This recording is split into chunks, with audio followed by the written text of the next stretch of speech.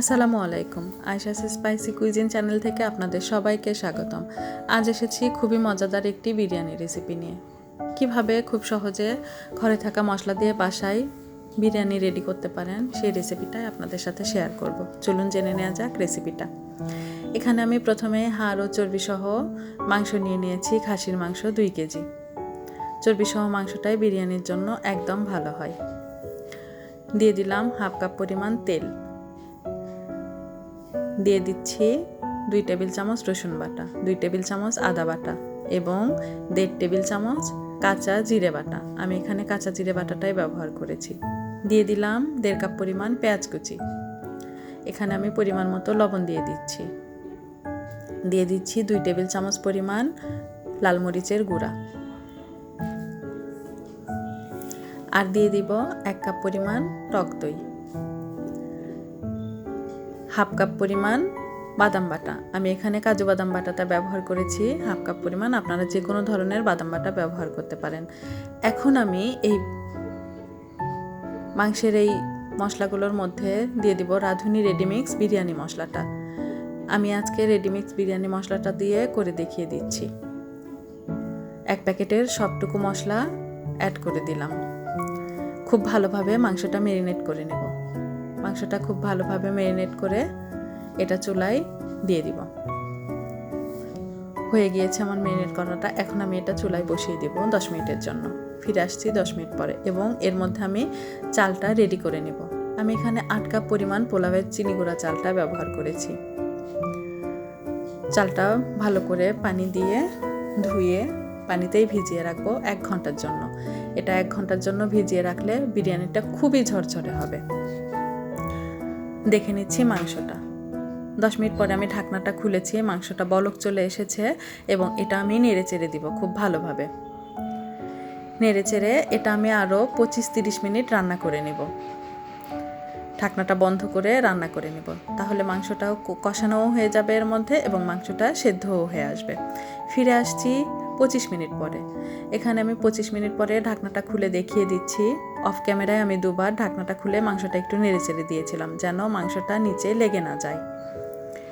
মাংসটা আবার একটু নেড়ে চেড়ে দিচ্ছি এবং যদিও দেখা যাচ্ছে মাংসটা প্রায় হয়ে গিয়েছে, আমি তারপরেও এটা আরও 10 মিনিটের জন্য ঢাকনা বন্ধ করে একদম লো আঁচে রেখে দিব আরও একটু ভালোভাবে কুক হওয়ার জন্য। ফিরে আসছি 10 মিনিট পরে। 10 মিনিট পরে ঢাকনা খুলে দেখিয়ে দিচ্ছি। এখন আমার মাংসটা বিরিয়ানির জন্য একদম পারফেক্টভাবে হয়ে গিয়েছে। একটু নেড়েচেড়ে নিচ্ছি। খুব ভালোভাবে নেড়েচেড়ে নিয়ে এটা রেখে দিব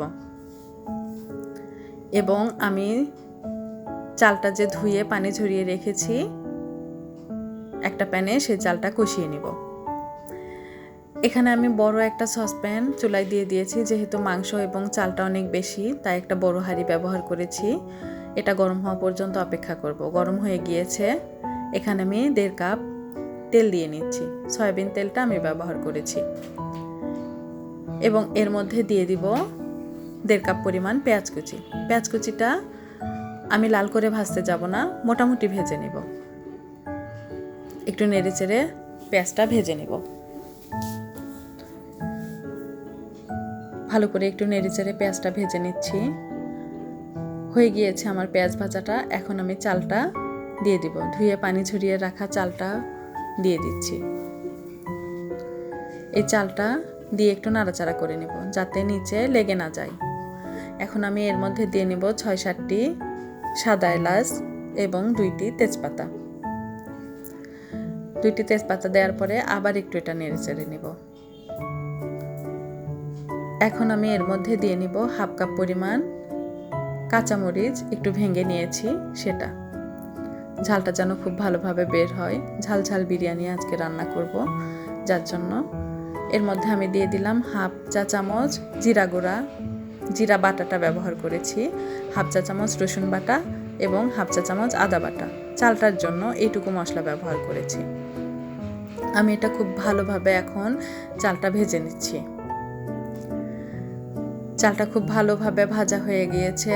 দেখতেই পাচ্ছেন আমি 5 মিনিট ভাজার পরে চালটা এরকম ভাজা হয়ে গিয়েছে। এর মধ্যে আমি মাংসটা দিয়ে দিচ্ছি। মাংসটা দেওয়ার পরে আমি খুব ভালোভাবে আবার নেড়েচেড়ে নেব। মাংস এবং চালটা খুব ভালোভাবে নেড়েচেড়ে নেব 1-2 মিনিট। আমার মাংসটা এবং চালটা খুব ভালোভাবে নাড়াচাড়া হয়ে গেছে। এখানে আমি মোট এখন 16 কাপ পরিমাণ পানি ব্যবহার করলাম। 16 কাপ পরিমাণ পানি দিয়ে দিয়েছি। যেহেতু আমার 8 কাপ চাল, আমি প্রতি কাপে 2 কাপ পরিমাণ পানি ব্যবহার করেছি এবং এতেই বিরিয়ানিটা একদম ঝরঝরে হবে। নিশ্চিন্তভাবে বিরিয়ানিটা খুবই ঝরঝরে হবে। ফিরে আসছি 25 মিনিট পরে। দমে রেখেছিলাম বিরিয়ানিটা। 25 মিনিট পরে আমি পরিবেশন করে দেখিয়ে দিচ্ছি। দেখতেই পাচ্ছেন ভিউয়ার্স, কতটা সুন্দরভাবে একদম পারফেক্ট একটা বিরিয়ানি হয়ে গিয়েছে। বাসায় খুব কম সময়ে আপনারা যে কোনো সময় এটা বানিয়ে দেখতে পারেন। একবার হলেও ট্রাই করে দেখবেন, খুবই মজা হবে।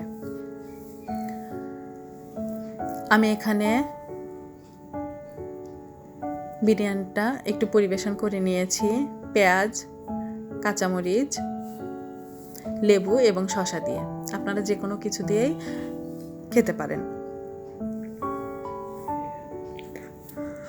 ডিয়ার ভিউয়ার্স, আমার রেসিপিটি যদি ভালো লেগে থাকে তাহলে ভিডিওতে একটা লাইক, কমেন্ট এবং শেয়ার করতে ভুলবেন না।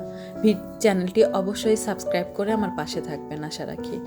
আমার এবং আমার পরিবারের জন্য দোয়া করবেন। আপনাদের সবার জন্য মন থেকে দোয়া। আসসালামু আলাইকুম।